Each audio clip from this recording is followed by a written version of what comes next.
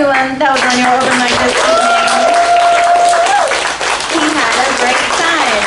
We're going to take a 5-minute break, and then we are coming right back for your feature. If you are a person who is like, I have things to do, but I really want to support, you could buy a book in these 5 minutes. It would be a great thing for you to do before you leave, and then you get a treat to take with you, and you read it later, and it's like you were at the feature, but not as good. So stick around if you can. We'll see you in 5 minutes.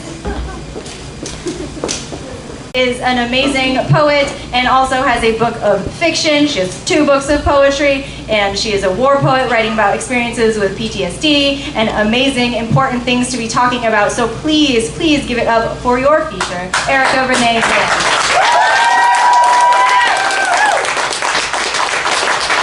How are y'all doing?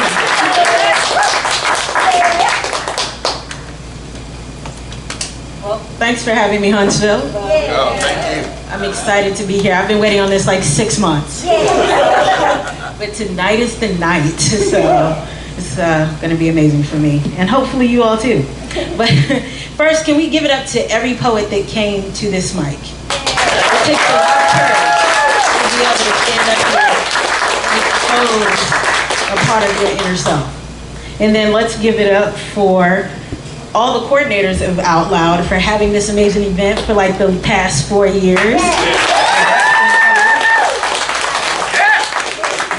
Thank you for having that space for artists to be able to come and expose themselves and express themselves in a healthy way. So I really commend you for that, because it takes a lot of hard work to have an event continuously. It's a lot of pain and growth. So, as she said, I'm a 21st century war poet. I started writing poetry after I came back from Mosul, Iraq, as an outlet. When I went overseas, when I came back from overseas, I was very depressed and a lot of times on the brink of suicide. And then I started writing poetry. So, I guess I'll tell you a little bit of that story. So I joined the military right out of high school. And I was in the military, I was in the Army for 6.5 years. And after being in for about 3 years, that's when I was deployed to Mosul, Iraq, and I was 22. And at 22, I thought I was stronger than I was. Physically, I was strong, but mentally, I wasn't as strong as I thought the Army had prepared me to be. And so when soldiers end up going to war, I mean, there's a lot that you have to deal with and encounter that no one's going to be prepared for. Like, I had to deal with seeing a lot of death because I'm a pharmacy technician and I work in the hospital. And though it's a pharmacy, when you're in the military, you have to pretty much do what you're told to do. And so there were a lot of times where I actually, I had to watch people pass away, hold them in my arms. There were a lot of injuries that I saw that we weren't able to fix. And so a lot of things happen, and when you're in the military, you're expected to function at a level 10 all the time. You have to be ready to go no matter what's going on. If your friend dies in your arm, the next morning you're expected to wake up, go out there and help accomplish the mission. There is no time to decompress.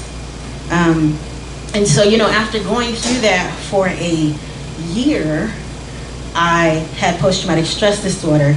Even though I didn't realize that I had it when I came back to the States, people around me could recognize that, but I was used to living with it. I was used to always being watchful of what was going on.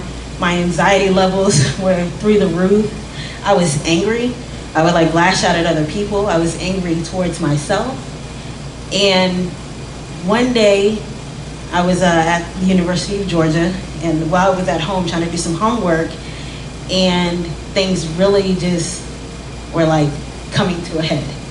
I didn't know how much longer I was gonna make it. It was just like a ticking time bomb, just ready to go off. It had been years of just having all of this angst and bad energy that was building up because I was never letting it out. I wanted to keep everything in because the things I had experienced were very tragic, and I didn't want to negatively affect anyone else. So I never wanted to tell my story. I never wanted to say, this is what's on my mind. And so it was just eating at me, and it almost killed me a couple of times. But I was able to make it, and it was rough. I mean, I literally cried my way into poetry, but I'm glad that I did. I was at home listening to a country music station. I listen to country. And a song came on, and for the life of me, I cannot remember the name of the song. Who sung the song?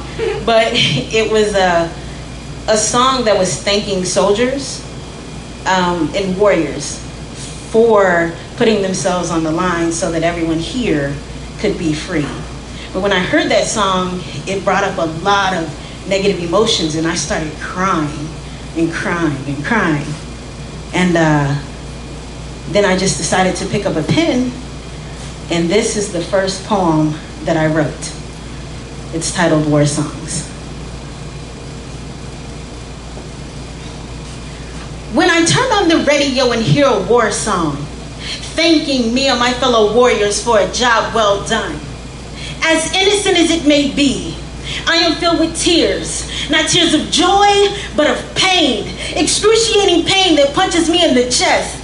Pain that stems from those horrific thoughts I have when a thank you war song reminds me of all the friends I have lost, and my heart begins to palpitate.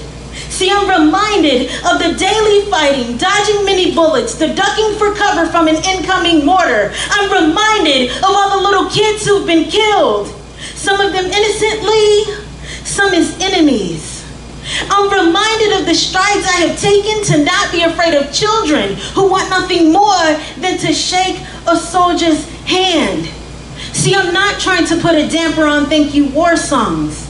I understand you want me to know that my fighting was not in vain, and not everyone takes what I've done for granted. I ask you to not sing me a war song, because when I hear one, images begin to kaleidoscope, but not in that good, amazing, geometric way. See, images of blood and guts bounce and collide off each other, awakening my other senses that won't let me forget the stench of charred flesh, the way my comrades' body parts felt in my hands, the screams of women, men, children, and my fellow soldiers alike, the way the dirt tasted when it splattered on my teeth after that IED exploded and I was thrown to the dirt. See, I'm not trying to put a damper on thank you war songs, but when I hear one, I find myself crying as I'm reminded of the many women and men I've had to watch transition from this world into the next, offering comfort but nothing more. I could not help them in our last hour. I could do nothing about being sent to war.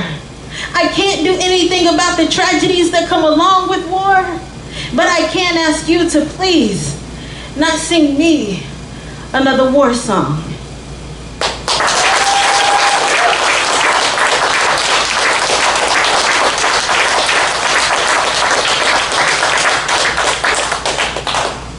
Thank you. One caveat that I have to give. Some of these poems are quite intense. There's going to be one in particular. And so I just want everyone to keep that in mind. But all of these poems serve, I guess, as a growth method. Because I'm able to stand here in front of you today and share my story. I have come a very long way, from just... My mom's in the back, she can attest to that. Like, we went through a lot. No. So, I started writing poetry. I was in English class and introduced to 20th century war poets. And there was a poem about when soldiers come back from overseas, early 20th century, they had parades to welcome the soldiers home, and everyone would line up on the streets, and it was a glorious thing. They still do that today. It's a little bit different. Most of the time it's on base. I didn't have that experience though. And once I started writing, I realized like just the angst, some of the anger that I had towards the military because of all of these things that happened. So this one is very emotional for me. It's titled A Lonely Return.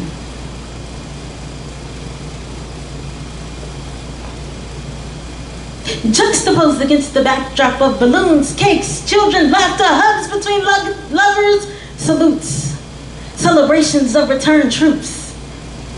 50 feet away, there's this soldier standing there with a hurting lump in her throat, fighting back tears, waiting for a unit commander, first sergeant, the roommate she hated so much, anyone to welcome her home. But she remains alone. Her existence has been ripped away. The family she's known for over a year has dispersed with their loved ones. They have left their battle buddies standing on a curb. I was a long-standing house guest, and it was time for me to go. But my old unit, the one I had before going to Iraq, didn't give 2 salutes. And so there I was, on a cold November night, watching the sun going down, pondering what to do, silently crying to myself. But then my soldier instincts kicked in, and I made sure that my bootlaces were tied, and I began to march home with a brisk stride, chanting aloud, "Suck it up, soldier girl. You can walk 3 miles with ease. Hopefully these bags or a drunk driver won't be the death of me. Suck it up, soldier girl. You can walk 3 miles with ease. Hopefully these bags or a drunk driver won't be the death of me."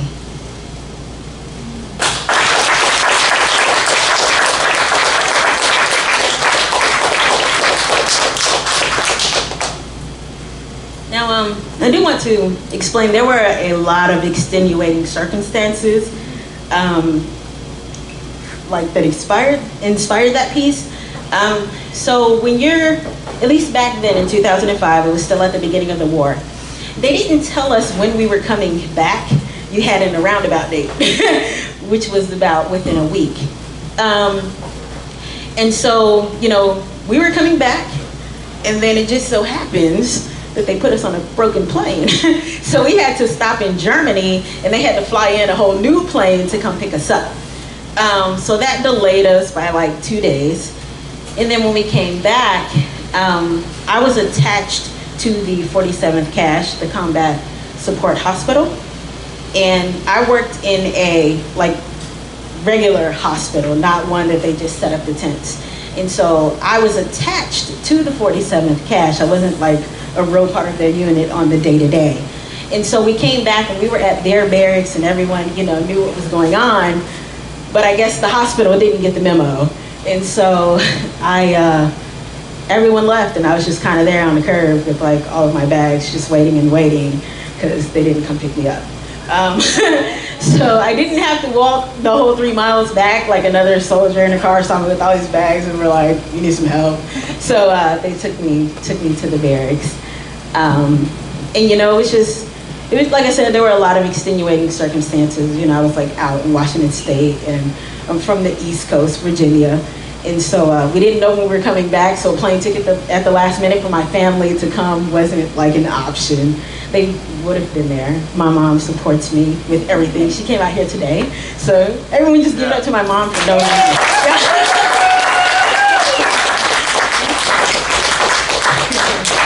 Yeah. So, you know, it was tragic for me. But the thing is that I did make it back home. And there are a lot of soldiers who don't make it back home. You know, they lose their lives to enemy combatants, and some of them end up taking their lives. So I'm gonna read these next 2 poems for you because they're really short, but they're highly emotional for me. The first poem is titled Overdose. And this poem has to deal with an item that all of you probably have in your medicine cabinet at home today, and you wouldn't really think about it. But when you're overseas in a war zone, you know, people find all kinds of methods to help them cope, to help them sleep, just to make it through each moment, because it is a highly scary place and a highly scary mindset to be in, not knowing if you're going to be here the next second. So the first one is titled Overdose, and then the second one is titled David's Suicide. Overdose. She had a seizure trying to cope. Was it cocaine? No. Was it weed? No. Was it ecstasy? No. What about heroin like in Vietnam? Nope. See, Benadryl often functions as dope out there in the desert sands when soldiers are trying to cope with their comrades dying in their hands. And see, Benadryl may not have been lethal that night, but she was a step away from David's fate. He committed suicide. David's suicide. The Army has a saying, one shot, one kill. And I fucking hate it, because that's all it took David to make himself still. See, David risked his life but was met with nothing but strife from an ungrateful wife. And we lost one of the sweetest men known in the 47th Cash. And while a bullet to the head may be bad, it's better than a soldier committing homicide after going mad. Teaching soldiers to kill with a single shot and to think about it not. Youth are turned into killing robots, only to return home devoid of emotion, psychologically screwed, and then killing sprees ensue.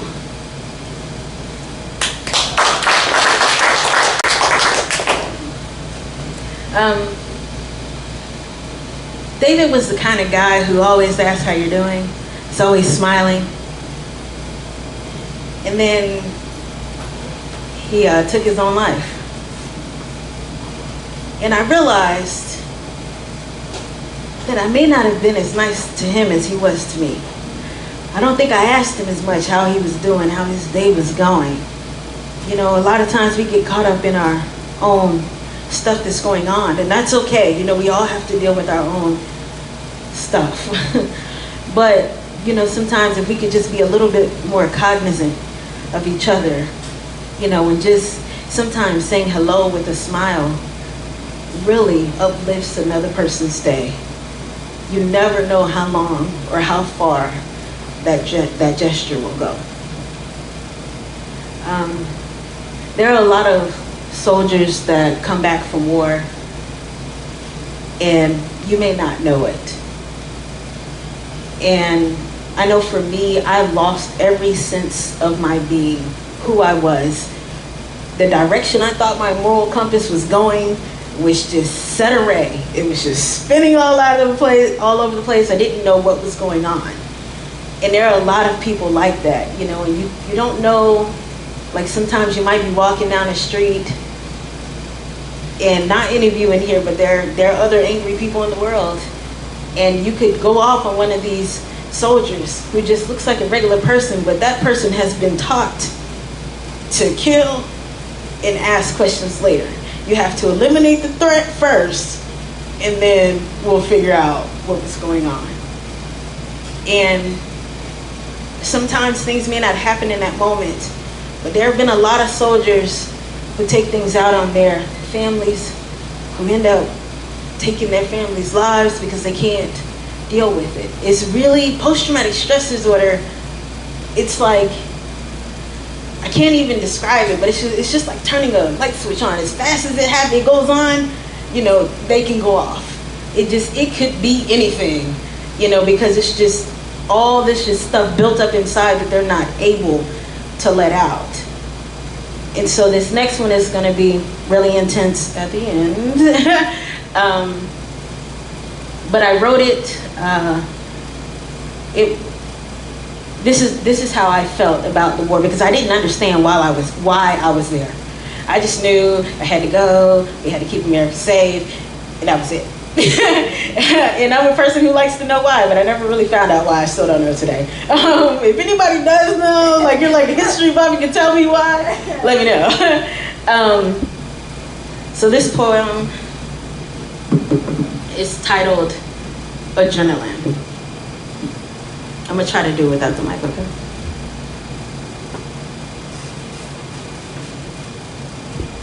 One strike, two strikes, the towers fall. The world is sad, he gets mad, we all get mad, but it's his shot to call. Someone tell me, where will we be when the adrenaline wears off? One war, two countries, we must invade them all to avenge the deaths of how many people? The total's always wrong. Not one, not two, not even 10 years later. If you ask him where are we with this stupid ass war, he'd probably simply say, right where we need to be, while he's out hunting deer with old Dick Cheney. Yeah. See, for him it has, for us it has not. Someone tell me, when is the adrenaline going to wear off? Not one, not two, but 3 deployments later, and I can't fucking sleep at night. So I count the sand grains that have blown through the door, thinking to myself, when am I going to go home? Is it going to be when the adrenaline wears off? It never fucking wears off. 2 people, 1 divorce. She doesn't understand that I have PTSD, so she left me. Now I am all alone. Someone tell me, when is the adrenaline going to wear off? Someone tell me, when is the adrenaline going to wear off? I'm staring at the clouds. Maybe it should right now. 1 click. The war is a piece of me now. 2 clicks. My mind has been shattered and I can't piece it together again. 3 clicks, no matter how hard I try to throw it away, I can't put it down. Man, the adrenaline sure is pumping now. 4 clicks, I can't let go of that man who was staring me in the eye when I was letting him die. Fucking boom! Ascension to the clouds. Finally, the adrenaline rush has calmed down.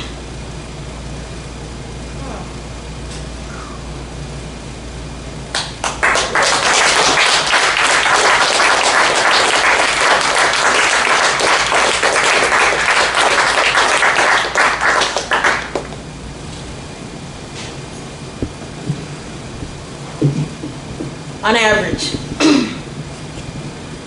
there are about 22 veterans that kill themselves on a daily basis.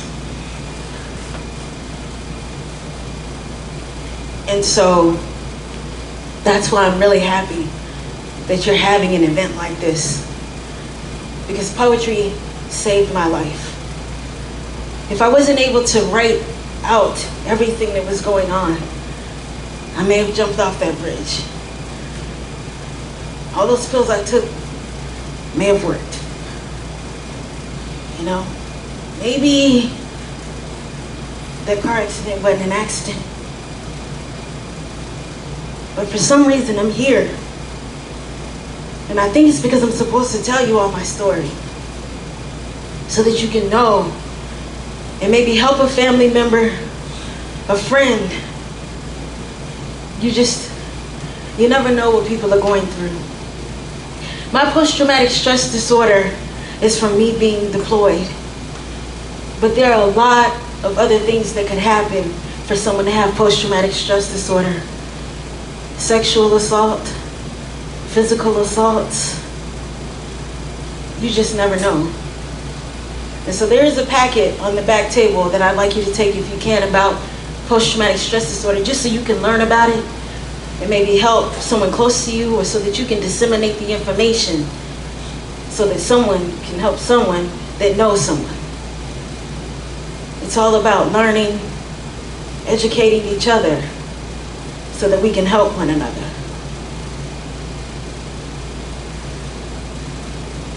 Like I said, poetry was a way for me to overcome. And so this next poem I'm gonna do for you is actually about losing yourself and then trying to find yourself. And I wrote this poem. I'm not sure if any of you all are familiar with TLC, the music group. One of their members, Lisa Left Eye Lopez, went down to Honduras to try to find herself, because as we know, the music business finally found peace within, and then she ended up dying in a car accident. And so I wrote this poem after watching the biopic. Let the genius in me take off toward futuristic things I thought I'd never see. Find a resting place after fleeing the torrential currents of my former strife. I want to be free enough to chase myself as I find waterfalls below the equator. Outside of that place that birthed me, then vilified me without knowing the conflicts that haunt me. I want to be free, like the cold droplets from a waterfall, finding their place out there after free falling into tranquility.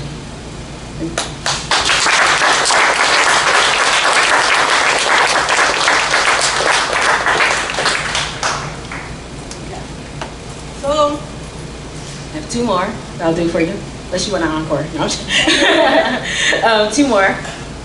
This next one is not war related at all. As I began to heal, I began to write more about my existing world and things that were going on and making commentaries about it.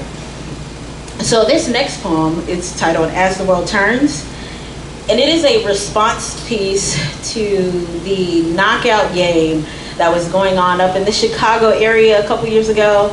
It was where kids were running around punching people in the face to try to knock them out as a game. I don't know where they got it from. Who even, I can't comprehend it at all. So I wrote this poem, As the World Turns. Because if we don't make a change, we're gonna end up where we were, early 1900s and stuff. And I don't think we need to be there. So this one is titled As the World Turns. Life is a conundrum of people wanting to take a Black Panther stance for what they believe in, because the fear of getting shot by unmasked men keeps us away from Martin's way of fighting. See, black and white issues are no longer at the forefront. We've taken it to the storefronts of Nike, where there are no outlets for Jordan connoisseurs to release their anguish as they engage in twilight gazes of love. See, our views of what we, how we, and why we are being misconstrued. Kids killing over shoes. Girls looking for that mysterious dude who will fight over that new pair of shoes. The physicality of what makes a heart flutter has been lost to the get fresh crews who run the streets looking for who can get the most knockouts. And though much better than killing sprees, exemplifies just how far gone, how far lost many of our youth are, the changers of the future are complacently sending us back. No, I take that back. Historically, we have hit that roundabout, because it's roundabout time that history begins to repeat itself, and we are on a road to slavery. But I'm not talking about the covert midnight hangings and kidnappings, because we are past that point, so they say. No, now we beat each other in the streets in the name of hip-hop to become world superstars. See, civil rights leaders show us the power of change, yet we won't listen to the modern day Kendricks, Commons, and J. Cole's, who tell us what is true, because the gimmick, and it's all about the gimmick of hip hop that proves distracting. But I digress. Because like many of you, I have ADD brought on by the TV. I'm an 80s baby. TV killed the radio, internet slit the TV's throat, and is daily birthing unengaged youth who are working for pennies on the dollar because they can't count. No, seriously, they can't count. And because of that, minimum wage will go unchanged. And the college educated are left to raise families on wages below their degrees.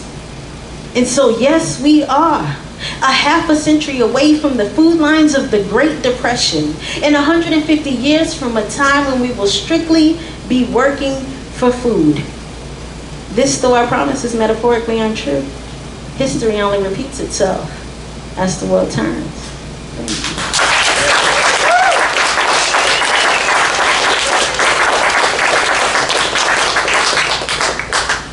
How am I doing on time? Great. Great. Yeah, I got one more. You got this on this last one. This one is a call to action to every poet out there, all the artists out there, no matter what your craft is. Art is a beautiful thing, and you need to know that you can change the lives of someone else, negatively and positively. So I ask that you just please be cognizant in the things that you put out there. I'm not trying to stifle your creativity, but just think about the impact. Because, I mean, there are some people who want to impact other people negatively. It's just the way the world works. But just, you know, just keep in mind how your work may affect them. So this last one, I think I've only performed it maybe twice. It's titled Dime a Dozen. You, my friend, come a dime a dozen. 10 groups of 12 artists that write, paint, sing, recite, musicians, and many more alike. Tell me, how will you distinguish yourself from 120 other individuals that will sell their soul down a flight of stairs to hell to reach a little bit of earthly heaven? Tell me, how will you distinguish yourself from the bottom feeders, those looking to snatch a crumb to get a taste of the things they really want? Power. A crumb that ignites a passion so deep that they can't stand to see another. I mean, they won't stand for another getting out before they do. Tell me, how will you distinguish yourself when they want a taste of sweetness that only very few people in this world get to experience? I'm talking sushi taste. Dishes that if they came through your poor hands would have been dropped distastefully, because you don't eat no raw shit. You need it cooked and dried of all its naturalness. Tell me, how will you distinguish yourself when they want...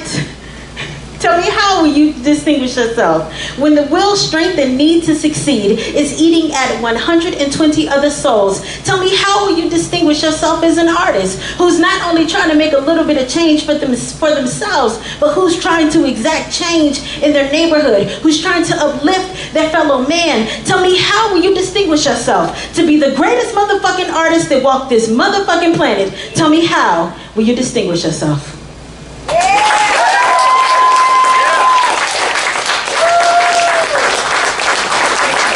Thank you all for having me. I really appreciate it. It's a beautiful day. Thanks, Kim.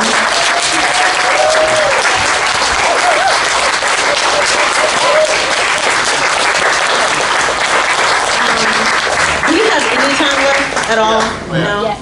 Do we? Yes. Okay.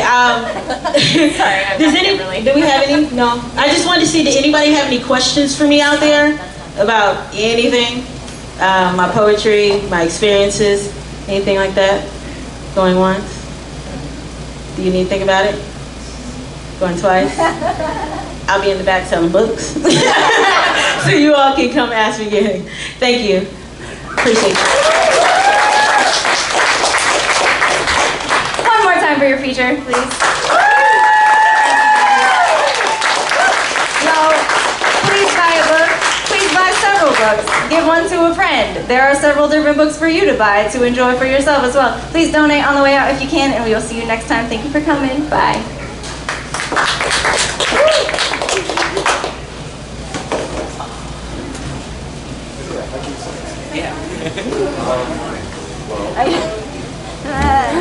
It's just a lot of feelings all the time.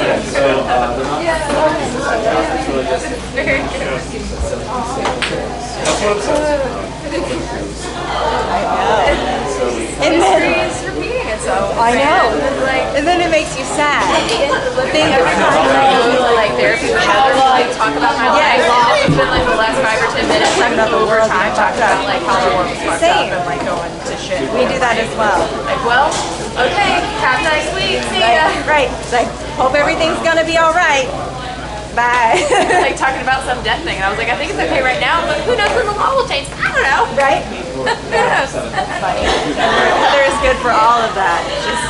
Just fantastic. Such a good thing.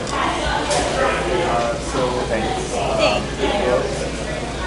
I love you. Thank you. you for creating this awesome place. Happy to be here. Thanks for coming. All the time. This is a good one.